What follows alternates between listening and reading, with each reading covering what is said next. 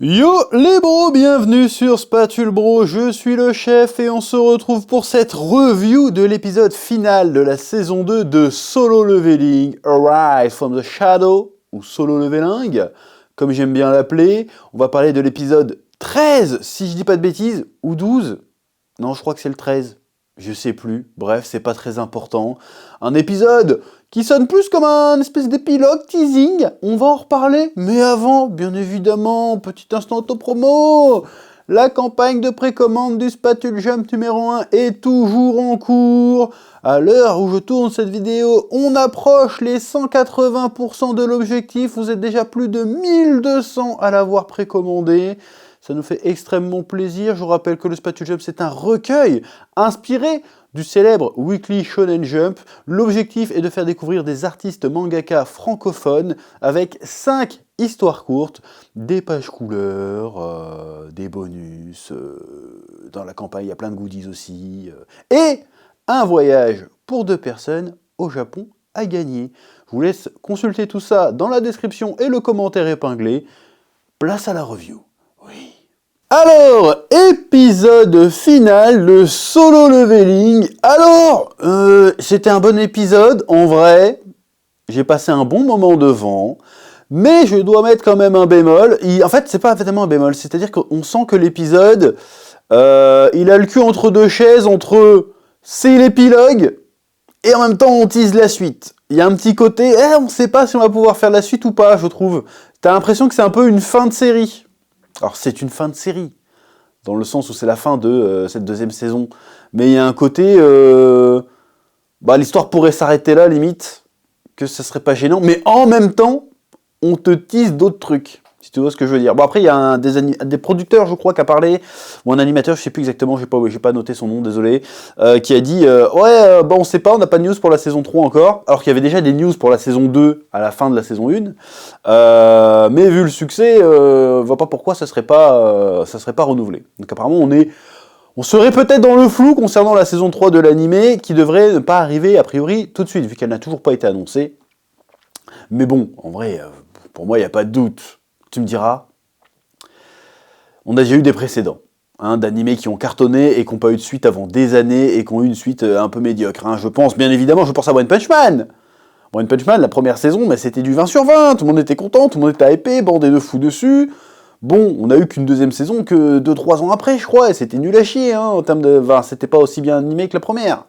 Et après, hop, on n'a pas eu de nouvelles pendant 5-6 ans, et là ils annoncent la troisième, qui a pas l'air folle non plus d'ailleurs. Donc c'est pas impossible que malgré le succès de Solo Leveling, les mecs ils disent vas-y, non, on fait pas de troisième saison. C'est pas impossible. Ce serait bizarre, mais ce serait pas impossible. Bref, donc un épisode où il y a quand même des petits moments sympas dans l'épisode. Le moment où Jinwoo, tu vois que Shae, je crois que c'est Shae qui est en train de crever. Jinwoo peut pas la soigner. Il fait genre, qu'est-ce qu'on va faire? Elle fait, je sais. Je vais prendre le cadavre du magicien, là, du soigneur, et je vais extraire son âme.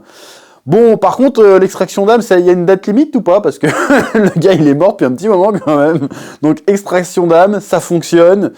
Bon, et c'est là que tu te rends compte que sa technique, elle est un petit peu...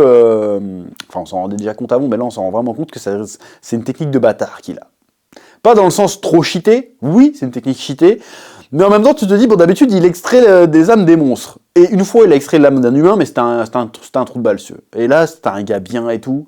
Il extrait son âme, genre, vas-y, tu le laisses pas reposer en paix, il y a un côté, je souille un cadavre, quand même.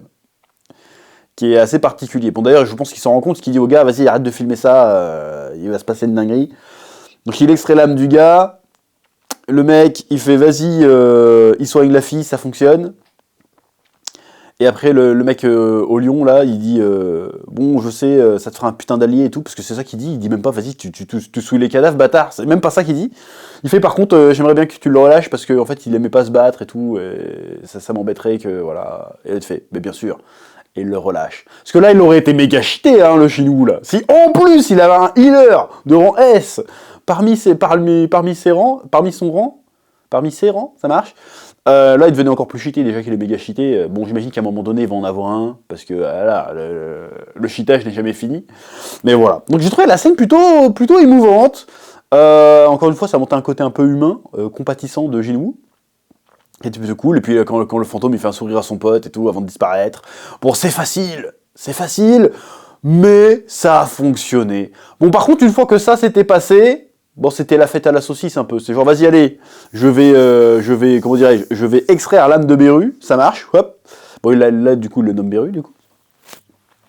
Et puis après, à partir de là, c'est il y a les fourmis qui deviennent complètement tarées. Et Jinwoo il fait bon allez, va en arrêter quelques-unes.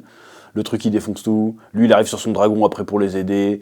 Hyper cheaté de ses morts. Par contre, on nous avait dit que chaque fourmi était de rang S et tu vois même des rangs B qui arrivent à s'en sortir, notamment les premiers compagnons de Jinwoo.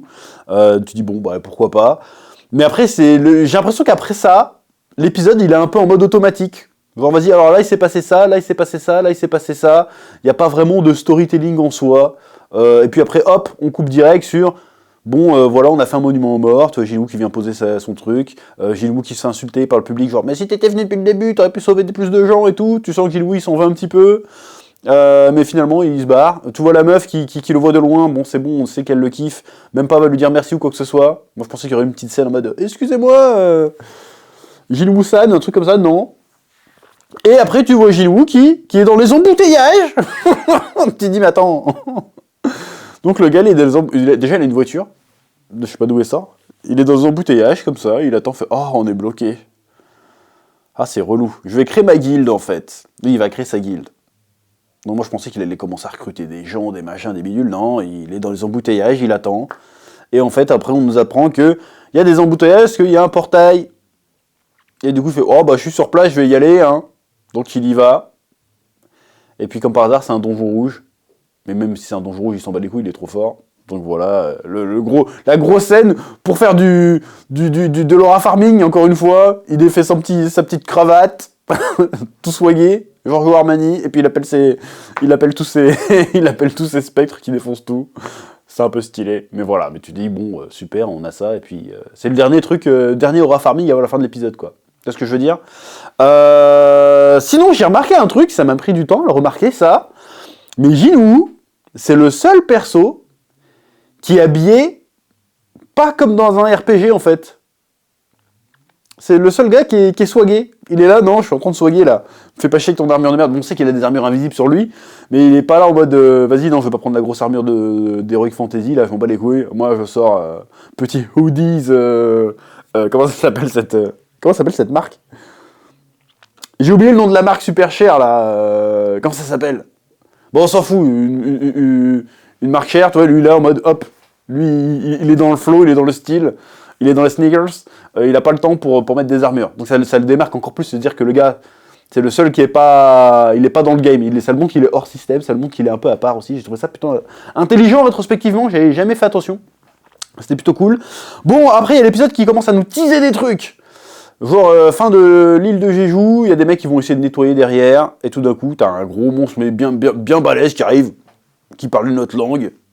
Il y a un autre mec qui arrive, un espèce d'elfe bleu. Tu te dis, c'est quoi ce bordel? Et puis ils se mettent à parler entre eux, genre, je sais plus trop ce qu'ils disent, genre, oh, il y a un monarque qui est apparu, ou je sais pas quoi, tu fais, oh là, qu'est-ce qui se passe? Attendez, il y a un scénario, en fait, qu'est-ce qui se passe? C'est quoi cette histoire? Il y a un complot, il y a quelque chose.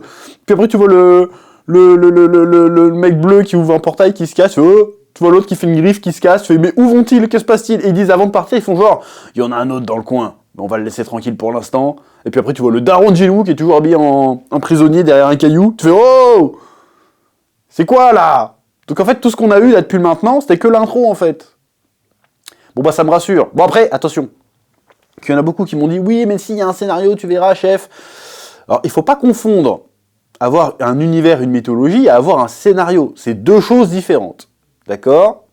C'est deux choses très différentes. Avoir une mythologie, voilà, ça suffit pas à faire un scénario. C'est vraiment deux éléments différents. Le scénario, c'est ce que tu fais avec, si tu veux. Donc encore une fois, je dis pas que Solo Leveling n'a pas de scénario. Je dis que le scénario de Solo Leveling, il est direct, quoi. Il est pas super subtil. Tu vois ce que je veux dire ou pas? Bref. Donc ça nous tease quand même pas mal de trucs. Tu dis, oh, en parlant de teasing, à la fin, tu vois, je crois que c'est la Chine. C'est pas précisé.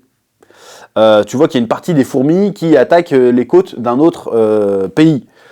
Bon, tu vois la gueule du gars, tu te dis, bon, c'est certainement un chinois, vu le style, il a des épées chinoises. Ils font, mais c'est pas grave, ne les attaquez pas, laissez notre arme secrète, notre héros national s'en occuper, il veut se dégourdir les jambes. Tu vois, le gars, il arrive, il fait un gros slash, il défonce 5000 fourmis, bon, il y a moins de 5000 fourmis, mais il défonce toutes les fourmis en 2 coups.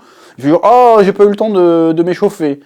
Donc tu te dis qu'il y a des mecs, bon, on avait déjà évoqué le côté rang-nation, donc c'est certainement ça, le rang-nation. Donc c'est très certainement le chinois, on sait qu'il y a un américain et qu'il y a le chinois. Il y a le rang-nation qui est encore au-dessus. Et donc moi je me pose la question, la Corée n'a pas de rang-nation en fait? Le Japon non plus. C'est bizarre. Enfin c'est bizarre. Tous les pays sont pas obligés d'en avoir un, mais c'est bizarre que les autres pays en ont et pas eux, tu vois. Alors que ça a l'air d'être... Tu vois ce que je veux dire ou pas? Bref, donc ça veut dire que dans les prochains arcs, très certainement que Jinwoo va devoir se friter avec des rangs-nations qui, apparemment, ce rang-nation-là dit « Ah, c'est con, j'ai pas pu me battre contre la fourmi, je l'aurais défoncé. » Et vu le niveau, le gars l'aurait très certainement défoncé. Voilà. Donc je suis très curieux de découvrir un peu tout ce qu'il y a à raconter avec cette histoire de rang-nation. Si c'est pour nous faire un truc où Jinwoo leur roule dessus encore, bon, on va très certainement kiffer parce que ça va être bien fait. Mais quand même, j'aimerais bien le voir un peu galérer de temps en temps, ça pourrait être cool. Voilà. Donc voilà, une fin de saison assez tranquille, assez sympathique, qui appelle, qui est pleine de promesses quelque part.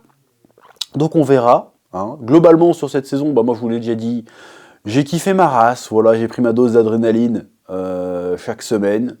Voilà. En termes de storytelling, encore une fois, j'ai pas été transporté de fou, hein, je vous l'ai déjà dit, mais c'est quand même bien vendu. C'est quand même bien vendu, et franchement, ça faisait largement le taf. En termes de divertissement un peu neuneux, ça fonctionne très très bien, et c'est tout ce qu'on demande finalement. Voilà. Alors évidemment, un animé avec un peu plus de profondeur, un peu plus de machin, c'est cool, mais des fois, juste regarder un truc pour juste kiffer le fait que ça soit cool. Moi, je vois ça comme Fast and Furious. Fast and Furious, les histoires sur la famille, t'en bats les couilles. Je veux que tu combattes un bulldozer avec un scooter, c'est ça que je veux voir. Je veux que t'envoies des voitures dans l'espace. Je veux voir ce genre de conneries. Je veux voir Dominique Toretto qui traverse une montagne de fous avec sa, je sais plus comment s'appelle sa bagnole, avec sa bagnole. Je veux voir ce genre de conneries, tu vois. Voilà. Bah, pour moi, Solo Leveling, c'est un peu ça. Et ça le fait très très bien. Donc voilà. C'était à peu près tout ce que j'avais à dire pour cet ultime épisode. Si vous voulez que j'en reparle de manière plus approfondie sur la chaîne principale, pourquoi pas, eh ben dites-le moi en commentaire. Sur ce, je vous dis merci d'avoir suivi Solo Leveling et je vous donne rendez-vous très rapidement pour de nouvelles vidéos sur Spatule Bro et aussi pour les animés du printemps qui arrivent. Il y a de bonnes chances que j'en suive quelques-uns cette saison. Voilà. Bref, c'est tout ce que j'avais à dire pour cette fois. Que la passion vous guide et à très bientôt sur Spatule Bro. Oui.